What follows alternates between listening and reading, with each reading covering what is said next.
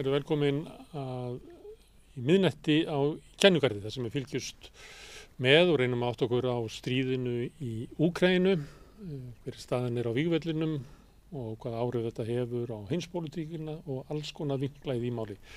Nú er komið sumar, þannig að við ætlum að hafa svona styttri þætti yfir hásumarið og ætlum að fá hingað Törður Schött, vertu velkomin.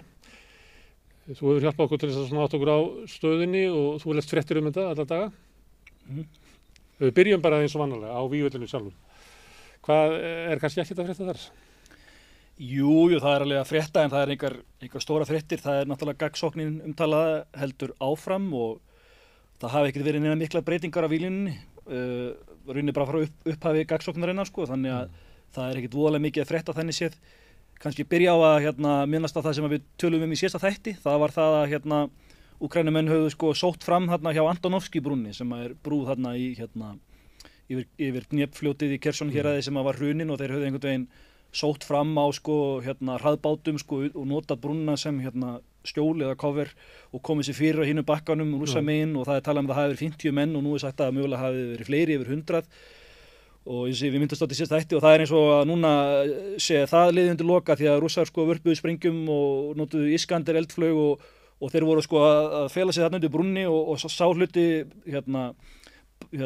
brúnni er núna hrunin sko, sést á myndum og þannig að þeir náðu ekki fótfestu á hinum bakkanum sem að þeir voru með fótfestu en eins og segi ekkert voðalega kannski örugga og trygga fótfestu, voru bara að fela sig þarna undir brúnni og mögulega einhverjum byggingum þarna líka í rétt hjá sko. En núna sko er eins og þetta hafi bara liðið undir loka, þetta hafi ekki leitt neitt af því að Rússar sko vörpuðu sprengjum á brúnna og létu hana hrynja og þeir og hafi sko einhvern veginn sópað þessu upp sko en eins og því þetta var svona einn svona fréttin sko rétt náðu að krækja nögl yfir á hinn bakkan, já. Maður heyrir stundum fréttir að því það er sagt að Úkraínumenn hafi náð 22 ferkílómetrum og allt svoleiðis. Það er svolítið erfitt að átta sig á þessu að því að þetta er náttúrulega svo feikistórt svæði sem að Rússarnir hafa tekið raunverulega sem eru meira 50 af stærsta landi í Evrópu fyrir þetta Rússland. Já, sko fylgur bara almennt gagnsóknina sko. Þú minnist á hversu mikið landsvæði Rússar hafa tekið. Þannig Seymour Hersh kom með nýja grein nýlega þar sem hann fjallar bæði gagnsóknina og uppreisnina hjá Prigozhin og Wagner sko. Og þar talar hann gagnsóknina og hann segir sko að Rússar hafa tekið það bil 100.000 ferkilometra sem er 50 af öllu Úkraínu. Og hann segir að núna hafa Úkraínumenn í þessari gagnsókn náð cirka 100 ferkilometrar tilbaka og það var mest í sko upphafi þarna. Af því að gagnsóknin hófst sko 4. júní, núna er náttúrulega í dag er sko 4. júlí, þannig að það er núna mánuði liðin að þessari sókn. 100 ferkilometrar cirka bát. Af hvað miklu? 100.000? Já, af 100.000, þannig að þetta er auðvitað og hann segir sko að ef að þetta myndi halda það var sko þessir 100 ferkilometrar sem tóku tilbaka þarna í byrjun en núna á síðustu dögum hafa bara verið örfáir, kannski 10 ferkilometrar. Og hann segir að ef þetta heldur svona áfram með sama hraða þá myndi það taka á 117 ár að ná öllu 100 ferkilometrar landsvæði tilbaka og 100.000 ferkilometrar það er svona svo Ísland, þetta er stærri Ísland. Þetta landsvæði sko. Það gerist náttúrulega ekki þannig, annarkvort náðir þarna einhvern veginn í gegn að brjótast í gegnum varnir Rússa og þá getur sóknin orðið hröð eða þeir náði ekki. Já, en hann orðaði þetta sannig í greininni sko, hann Hersh og vissulega það er rétt að þeir þurfa þá að geta bortast í gegn og þeim hefur ekki tekist að brjótast í gegn. En það er núna sko frétt að þeir hafi, ég greint frá því sko að allan að tíma hefur þeim ekki tekist að komast að fyrstu varnarlínum Rússa af þessum miklu skotgröfum og skriðdreka vörnum. Sem eru kannski þrefaldar og fyrir framan það er svona no man's land þar sem að Úkraínumenn hafa verið að sækja fram og kannski þessir 100 ferkilometrar sem eru að náð eru kannski fyrst og fremst þar eða fyrir utan fyrstu varnarlínu Rússa. Já, og við getum séð myndað í hér, við fáum fyrstu myndina sko. Þetta kort, þarna sjáum við varnarlínurnar og þær eru oft í 3 lögum og þeir hafa aðalega verið að sækja fram Úkraínumenn á 2 svæðum fyrir sunnan Orikív og hjá Velika Novosilka, það er svæði sem er kallað Vremevka Lech er alltaf kallað sko, svo hafa þeir líka verið að sækja hjá Bakhmut sem er norðar á myndinni og og núna er þess að fréttir að þeir hafi mögulega fyrsta skipti komist að fyrstu varnarlínu sunnan við Orikív við bæ sem heitir Robodine. En eins og sé, að því að sko hingað til hefum við ekki tekist það. Þetta hefur verið í svona no man's land eins og þú kallar það og við getum séð hérna næstu mynd þetta mynd af því hvernig hérna No Man's Land lítur út, sko. Já. Þetta eru bara svona hérna akrar, náttúrulega mestu leyti, sko, autt landsvæði, þetta er bara hérna landbúnaðarsvæði og þarna sjáum við sko hérna slíkan hérna akur á víglínunni mitt á milli herjana, hérna gráa svæði og hann er alveg bara þakinn í sprengugífum frá náttúrulega stórskotaliði, sko. Þannig að fyrir þá sem er að fylgjast með þessu að þetta hvort þið nái 22 ferkilometrum eða 14 eða 30 eða 50 skiptir ekki máli þar sem að eiginlega aðalatrið er það tekst þeim að brjótast í gegnum varnarlínunar. Og ef þeim tekst að brjótast í gegnum þær, að þá geta landvinningarnir orðið hraðir og örir og breytt gangi stríðsins. En þetta hvort það séu hérna, þessi ferkilometr til eða frá er eiginlega bara merkjum það að vera að berjast frá húsi til húsi og jarð. Já, það er bara merkjum það að það er verið að berjast í þessu No Man's Land, á þessu gráa svæði, fram og tilbaka. Á einu skurði til næsta. Já, og hérna, og eins og núna held ég sko, eru fréttir af því að þeir hafa mögulega fyrst komist að þessum varnarlínum hjá þessum hérna, þessum bæ Robodine sem er sunnan við Orikív og þetta var sem sagt 2. júlí. Og hérna, en það var bæði borist fréttir frá Úkrænumönnum og Rússum það, svo segja Rússar að þeir hafi náð að ýta þeim tilbaka og náðu þessu aftur, sko. Þannig að þetta hafi verið svona frekar stór sókn og þeir hafi komist að varnarlínunni og hafi orðið orusta, en ég hef ekki séð neðra nýri fréttir hvað er orðið úr því, sko. Hryllilegt mannfall í baráttu bara... Já, og náttúrulega svo hafa borist fréttir... Eitthvað sem er ekkert markvert í sjálfur. Borist mikla fréttir af hérna, miklu mannfalli og hérna... En Tjörfi, hérna, í þar síðasta þætti, þá varst að segja mig frá því að Salúsny, aðal hershöfðingi þeirra Úkrænumanna væri týndur. En svo bara poppar hann upp. Nei, ég sagði nú reyndar ekki að hann hafi verið hérna... En hafði ekki þeirst í honum lengi? Týndur, sko, en það, ég kannski myndist á það í samræðum við þig að, hérna, að það var oft rætt það, sko, að hérna, frá því að sko gagnsóknin hófst og lengi þá bara var ekkert að frétta á honum og fyrir þá sem ekki vita, Valeri Salúsny, hann er yfirmaður úkrænska hersins, þannig að hann er bara æðsti hershöfðinginn í hérna Úkrænu og maður myndi halda það að hann sé að stjórna þessari sókn og hérna þeirra hernaðar átaki, sko. En hann birti því Washington Post. Já, og það var sér þannig að hann... Sama blaði og þú varst að segja eitthvað frá því í síðast eða þar áður að hefði verið haldaði fram að hann hefði staðið í því að sprengja upp Nord Stream. Já, svo núna eins og segja, því að það voru hérna, það voru margir svona spukuleira að því að hann hérna sást ekki lengi, sko. Hann hefði áður oft komið í viðtöl, sko, og svo bara liðu margar vikur og hvergi spust frá honum. En svo hérna gáfu Úkrænum út myndband á honum til að staðfesta að hann væri nú ennþá til og ennþá hérna starfa, sko, og svo kom núna þetta viðtal við hann í Washington Post, sko, og hérna það sem er viðtal við hann hérna gagnsóknina og hvernig gengur svo framvegis, þannig að það er mjög áhugavert og mjög margt áhugavert sem kemur fram í þessu viðtali, en það sem að ég vildi byrja að taka fram, sko, er að þetta sama dagblað Washington Post gaf þessa frétt hérna í 7. júní var það. Þar sem að þetta var hérna stóra fréttin þeirra Nord Stream sprenginguna og það sem þau sögðu að sko það hafi ekki bara verið hérna úkrænski svoköllulegir non-state actors eða bara einkaaðilar sem bara ábyrgðu Nord Stream skemmdarverkinu, heldur hafa verið fyrirskipað og þeir nefna það sérstaklega eins og sést þarna á myndinni og í grinni Salúsny.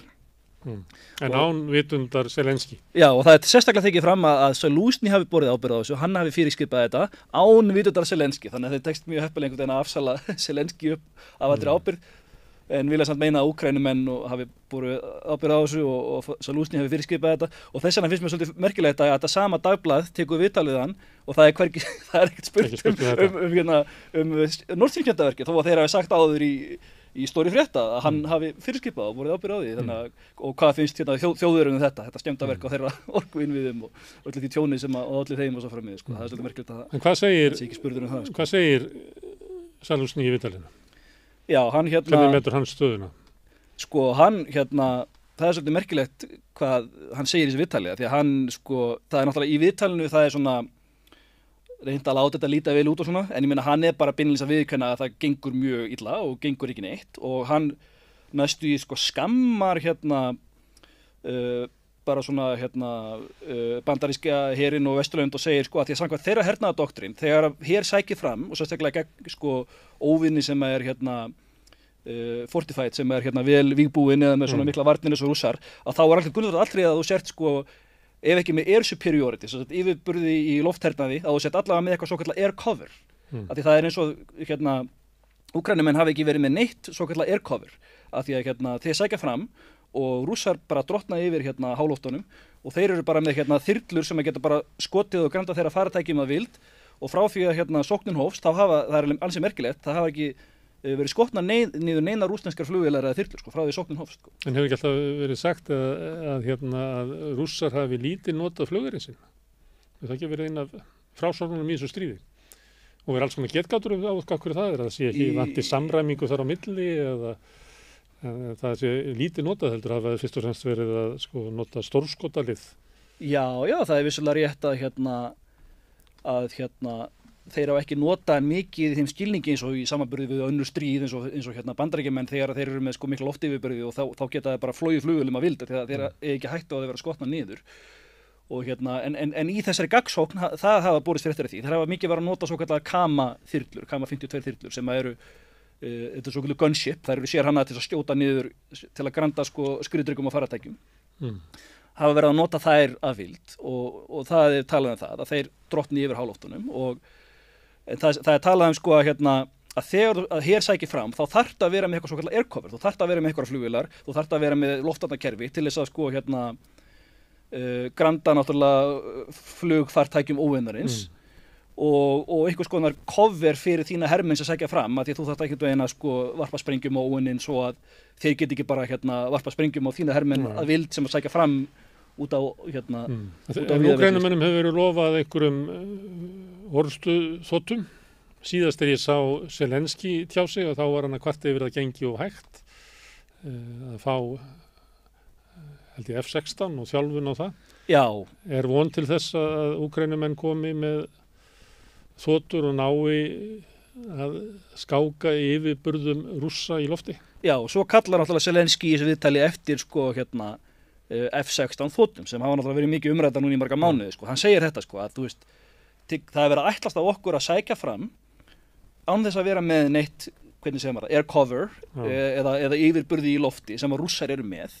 Það er náttúrulega grundvallar atriði bara hernaðarstrategi og svo kalluð hernaðardoktrín að vera með eitthvað svo kallað air cover, að vera með einhvers konar getu til þess að koma í vekk fyrir Já, þú sendir ekki landherinn af stað nema annarkvort að hafa yfirburði í lofti eða þá hafa þess öflugra stórskotalið sem að heldur andstæðingnum frá. Eitthvað til þess að skáka yfirburðum óinnan í lofti, skilur. Til þess að geta skotið niður þeirra þyrlur eða eitthvað svoleiðis, að þeir hafa ekki haft getuna til þess og þetta er alveg grundvallar atriði, segir hann, og þess vegna segir hann að þeir þurfa að fá F-16 þotur, En þá má spyrja sig, ef þeir fá þessar F-16 þotur, það er náttúrulega langt í það myndi ekki vera fyrir í haust eða marga mánuði og svo þarf að þjálfa áhafnir á þessar þotur sem tekur marga mánuði.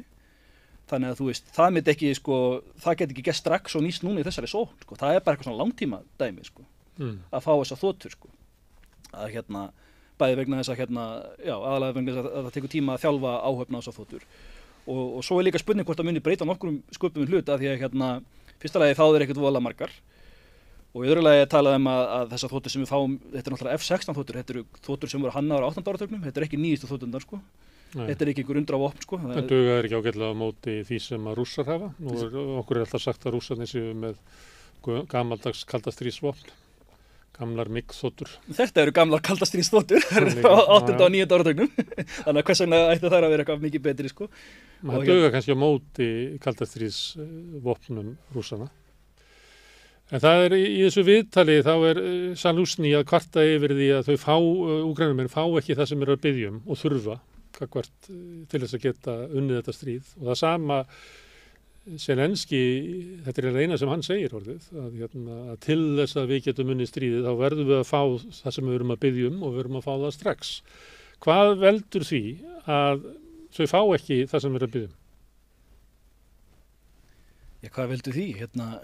Er það viljaleysi eða eiga Vesturlöndin ekki eða eru Vesturlönd að reyna bara að viðhalda einhverju stríði, hafa þau ekki trú að setja sigra í þessu, að þó svo þau fengi allt sem að biðja að þá myndi það ekki breyta einu. Því að það er svona, þú ert að fara að hafa eftir Zaluzhny í þessu viðtali, að hann að kvarta og Zelenski bara kvartar alla daga yfir þessu. Það sem Zaluzhny aðalega að tala í viðtalinu þessar F-16 þotur sem að og að því hann setur það í samhengi við það að þeir hafi ekki skiluru neitt air cover eða neina getur til þess að hafa yfirburði lofthernaði gegn Rússum í þessari sókn sem en af hverju fá þeir það ekki frá Vesturlöndum?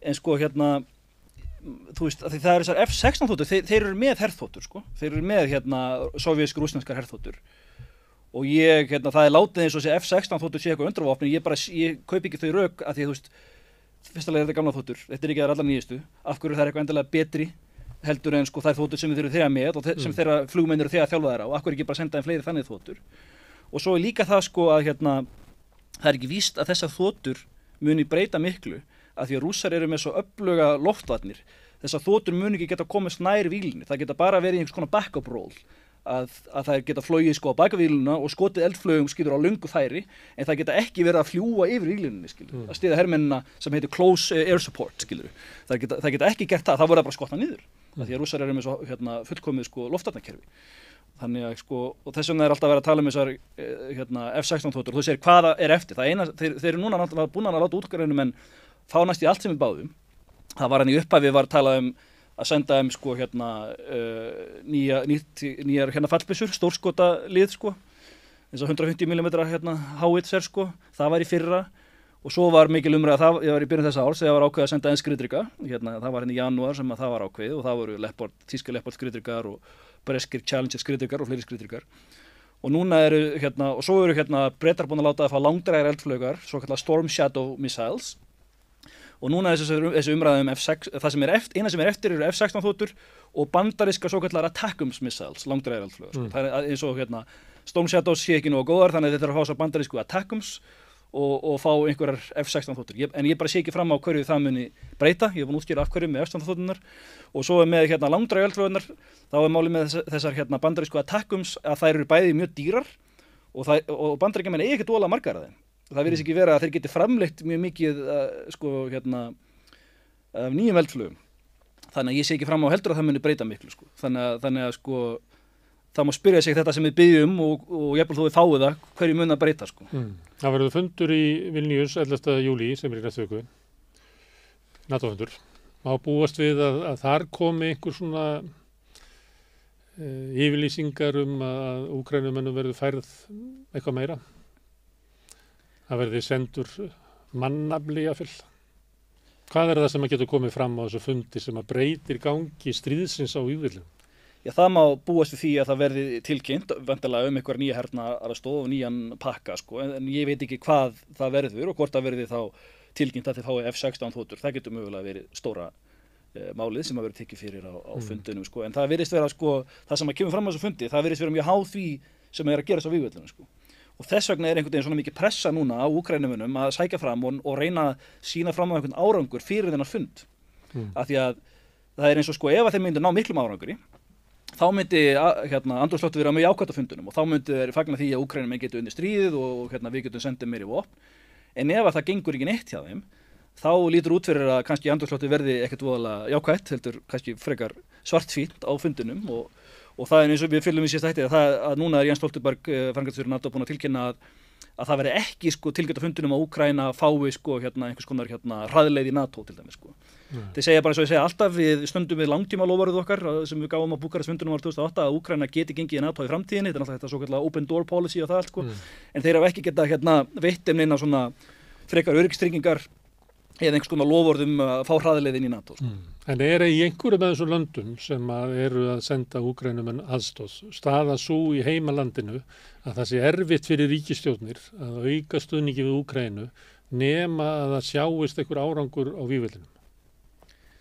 Já, það virðist vera sko að þetta er mjög svona pólitískt, þetta er mjög háð því sko árangur á vígvellinum. Það er búið að senda mjög mikið að hernaðaraðstoð og opnum til Úkraínu og hernaðaraðstoð sem Bandaríkin hafa sendir við yfir sko $100 milljarðar. Þetta eru alveg stjarnfræðilegar upphæðir sko. Til samanburðar er sko öll hernaðarútgjöld Rússlands á ársgrundvelli eru held ég 60 milljarðar bandaríkjadala. Þannig að þeir eru búin að senda sko næstu tvöfalt á við það.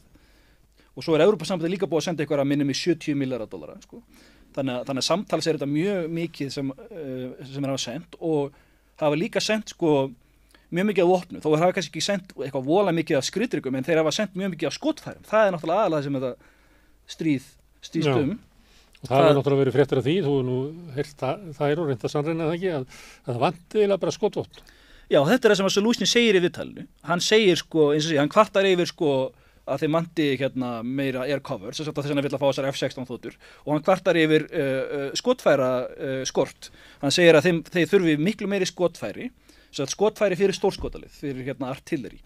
Og hann segir í viðtalinu að Rússar að skjóta sko 10 sinnum meiri skotfæri, þetta er orðið sem hann notar, hann segir tenfold, 10 sinnum meiri skotum en við, bara hvort sem er dagstaglega eða vikulega og svo framvegis sko. Og hann er þannig að gefa í skyn að Rússar séu með sko yfirgnæfandi yfirburði í stórskotaliði og náttúrulega líka í lofthernaði sko.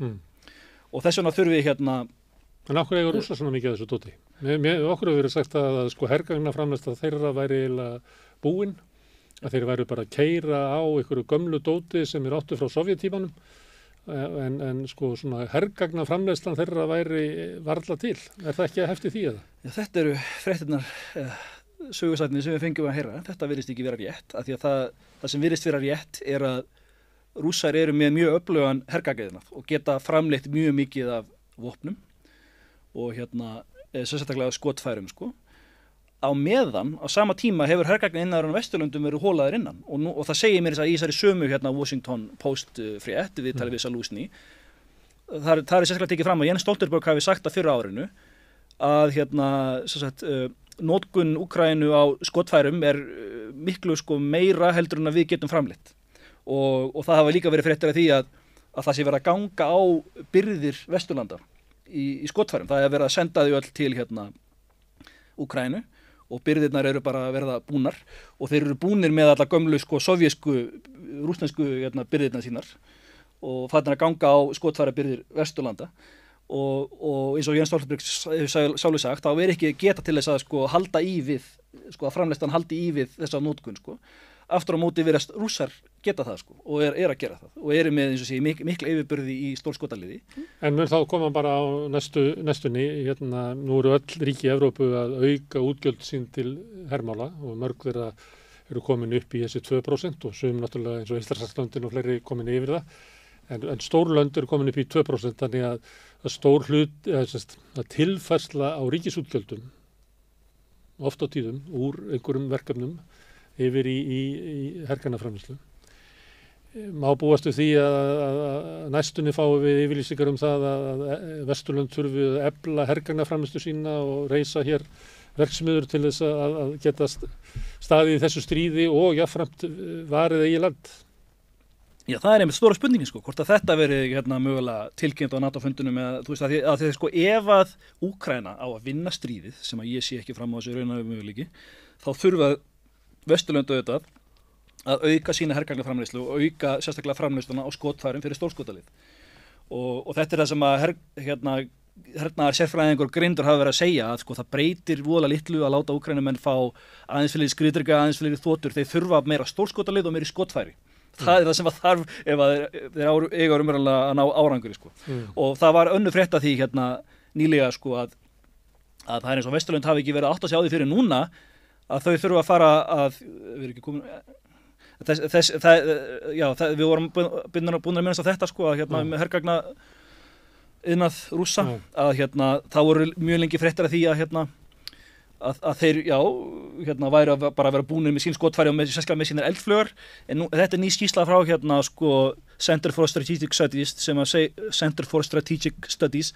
segir að Rússland mun ekki klára sínar eldflögur í bláð og það var önnur frétt í Politico daginn sem að fyrirsögnin var bókstaflega The Pentagon is freaking out over losing a war with China og þessi frétt fjallar sko hergagn innan Bandaríkjanna að hann hefur verið holaður innan og ef þeim myndu fara í stríð þá myndu þeir klára sín skotfæri bara nokkur dögum og það er eins og allt þetta svona industrial base hefur verið flutt yfir til Kína sko að núna er Kína með sko miklu stærra. Það er ekki þannig að Kína sé að framleiða vopn fyrir Bandaríkin, er það?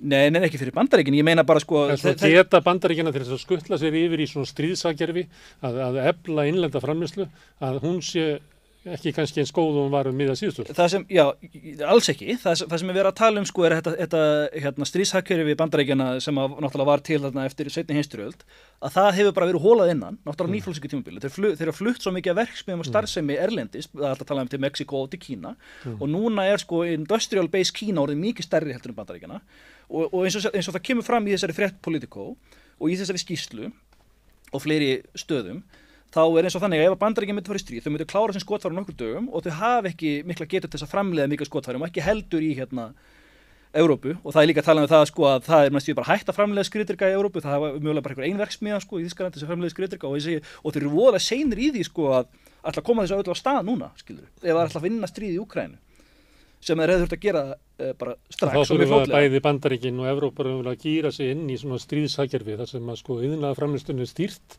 í þágu stríðsins. Já, eins og gert í stríði, þá voru teknar traktoraverksmiður og breytt í skriðdrekaverksmiður.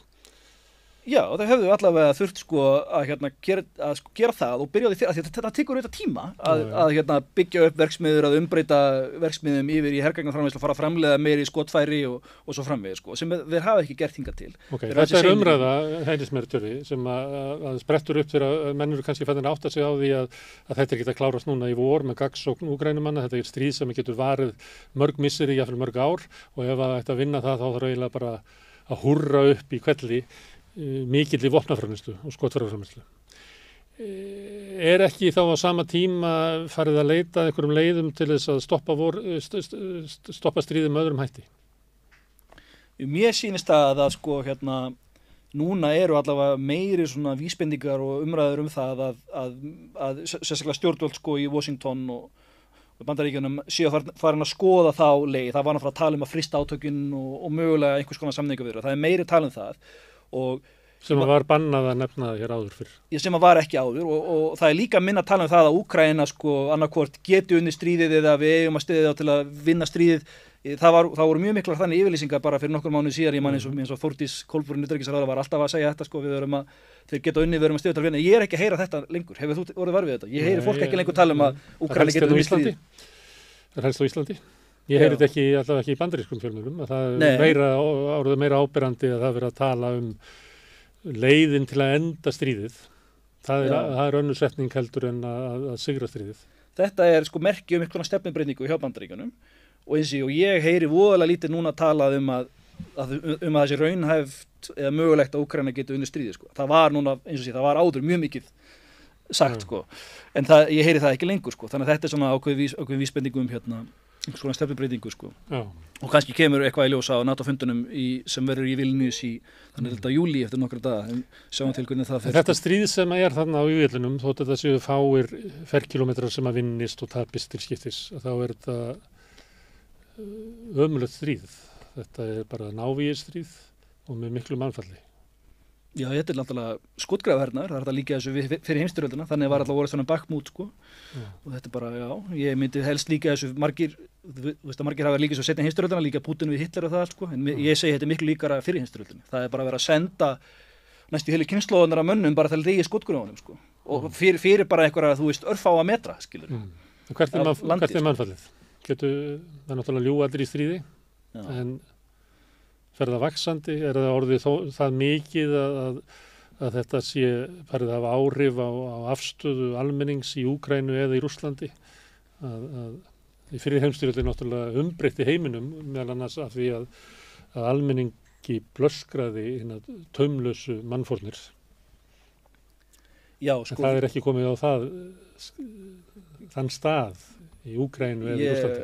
Ég held að mjögulega styttist í það sko, en almennt mannfallið, við náttúrulega getum ekki vitað nákvæmt mannfall að því að sko því er haldið leyndu frá báðum hliðum og báðar hliðar gefa út tölur sem við getum ekki endilega treyst sko, og eiga náttúrulega það er mjög sterk tilhneiging til þess að ýkja mannfalli hjá andstæðingnum og draga úr mannfallinu hjá sér sjálfum sko. En það er sérstaklega sko, það virðist vera auðveldar að rekna mannfall Rússa, en það er sérstaklega mikil einhvern veginn sko, umdeilt sko, hversu mikið mannfall er hjá Úkraínum. Af hverju auðveldar að rekna í Rússum? Hverju? Það eru bara til áreiðanlegri tölur um það sko. En ég hef ekki séð neinar áreiðanlega tölur fyrir mannfall Úkraínumanna sem dæmi. En það sem að til dæmis Rússar segja núna sko, í þessari sókn, þeir eru með daglega tilkynningar rússneska varnarmálaráðuneytið og segja hversu margir hermenn, úkrainskir hermenn falla og það hefur verið miklu herra núna dagstaglega heldur en það var áður, skilur. Þannig að það er náttúrulega var mjög hátt sko í orðstunum Bakhmut og núna þessari gagnsókn og það er vísbending stigmögnun stríðsins, það er meira mannfall, skilur, heldur en áður, sko. Á báða bóða. Á báða bóða en sérstaklega hjá Úkraínumönnum í gagsókninni, sko. Þegar nú eru þeir að sækja. Já, þeir eru að sækja fram. Það var eðlilegt að þeir taka... Eins og okkur var kennt í upphafi innrásarinnar að þá var okkur kennt að það væri meira mannfall hjá þeim her sem að sækir heldur þeim sem að verst. Já, og það sem er líka sko, sérstakt er sko að eftir að þessi gagsókn hófst, þá fóru Rússar að gefa út sko tölu fyrir sitt mannfall sem að þeir voru ekki búin að gera heil lengi sko. Þeir voru til dæmis að segja, þennan dag mistu við 70 hermenn en Úkraínum mistu 10 sinnum fleiri, skilur. Þannig að þeir eru allavega viðurkenna hvað þeir mistu mikið af hermönnum, skilur hvað ég meina, sem við voru ekki að gera áður. Það er kannski vísbending að þeirra mannfall sé minna en þeir eru fattir að viðurkenna það, skilur. Og eins og í þessari gagsókn, þeir hafa núna talað um að hátt í 13.000 úkrainskir hermenn hafa fallið, sem er náttúrulega mjög hátt tala. Við getum mikið staðfest hana. En reyndar hélt Shoigu, varnarmálaráðherra Rússa, blaðamannafund nýlega, það sem hann sagði að sko, ég man að þú spurði mig þessi í sísta þætti, hvaðan fáður þessar tölur og ég náttúrulega veit það ekki. En hann sagði sko að þeir eru að hlusta á sko þú veist, símtöl útvarpssendingar Úkraínumanna og þeir heyra það þegar þeir tilkynna sitt mannfall og þaðan fá þeir tölurnar. Við vitum ekki hvort það sé rétt, en þetta er allavega það sem hann sagði sko. En þetta er einhver hryllingur sem er á sér stað þarna á þessum ökrum. Já, í skútgröfunum. Það er ein kynslóð að fórna lífi annarar.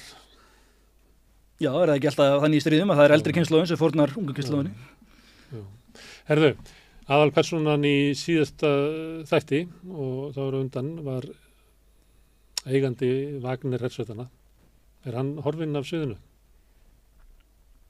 Já, hann Prigozhin, hann náttúrulega eftir uppreistina fór hann í útlegð til Hvíta-Rússlands og það eru fréttir það að hann hafi verið komin til Hvíta-Rússlands og það eru eitthvað fréttir það að þeir séu byggja vera búðir að bækistöður í Hvíta-Rússlandi fyrir Wagner-sveitina. Það var þannig sko að allir Wagner liðar verða innlimaðir í herinn en þeir sem tóku ekki þátt í uppreisninu sko, það virðist hafa verið meirihlutin af þeim. Það talaði að séu mögulega 25.000 eitthvað þar bil sko. Sem eru í öllum Wagner-sveitunum. Og talaði að 4.000 hafi verið í uppreisninni. Já, þessar tölur eru vola reiki, 4.000 upp í 8.000 hafi tekið þátt í uppreisninni og það er þannig að sko að þeir sem tóku ekki þátt í uppreisninni, þeir eru látið skrifa undir samninga með rússneska varnarmálaráðuneytinu og eru innlimaðir í rússneska herinn. En þeir sem tóku þátt í uppreisninni, þeir fá val að fylgja sko Prigozhin til Hvíta-Rússlands eða að sko bara láta störfum og snúa þetta til borgaralegs líf sko. Og það er eins og einhverjir farið með honum til Hvíta-Rússlands og svo sko það er ekki staðfest en það er einhverja svona getgátur það sko að mögulega mun hann bara fara áfram til Afríku og enda þar sko. Því að náttúrulega Wagner hafa verið að starfa í Afríku og náttúrulega Sýrlandi og út allan heim sko og hann hefur verið sendur í nokkur útlegð og þá geta hann mögulega sko haldið áfram að starfa með Wagner í Afríku, þau eru í vinnu fyrir nokkur Afríkuríki sko sem hafa ráðið á sem einhvers konar málaleiða, enga hermenn fyrir sig sko. En sömuleyti vegna tengsleira við Rússland. Það er kannski ekki alveg að sama að vera málaleiða hópur svona utan dagskrár heldur en að vera með svona tengsl við kannski fallandi heimsveldi. En það má alveg vera. Ekki kann ég að reka málaleiða sveitir í Afríku. Já. Hvað það sem munur því. En svo er það þannig sko að Prigozhin getur mögulega haldið áfram starfsemi Wagner-sveitanna í Afríku eins og það hefur verið síðan 2014 sko. Þeir fóru sko, byrjuðu að taka þátt í Sýrlandsstríðinu 2015 og hafa síðan verið í Afríku sko. En honum var gert að loka allir sinni starfsemi sko í Rússlandi. Hann er náttúrulega business kall og þetta kallar hann oligarka og var að reka eins og fyrirtæki. Hann er kallaði kokkur Pútins af því að hann var að reka fyrirtæki sem sá veitingaþjónustu fyrir herinn og ýmislegt annað sko. En honum var gert að loka öllum sínum fyrirtækjum í Rússlandi.